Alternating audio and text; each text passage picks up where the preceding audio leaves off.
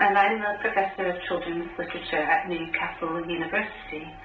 And I wanted to write a very short introduction to children's literature because although here in Britain we have one of the longest and most distinguished traditions of creating books for children, perhaps the longest and most distinguished in the world,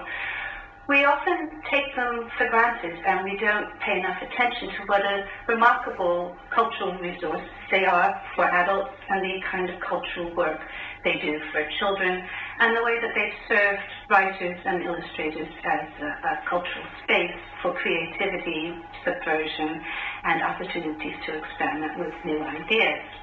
So what kind of cultural work do children's books do? Well, at the level of an individual child, this is one of the places where children learn the vocabularies, get the vicarious experiences, and see the images of the world that help them think about how the world works and where they fit into it. Because children's books are one of the first places that children encounter these things, they're often very direct as a source of information about what a particular period thinks, including what it thinks a child is, what a child needs to know, what childhood looks like.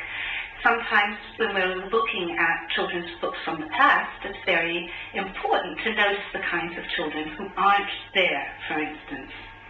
So that's one of the things that we have in children's books, a great repository of stories that have been shaped for children in the past that tell us about the values of the past and the kinds of struggles sometimes for children's minds that have gone on at decisive moments in history.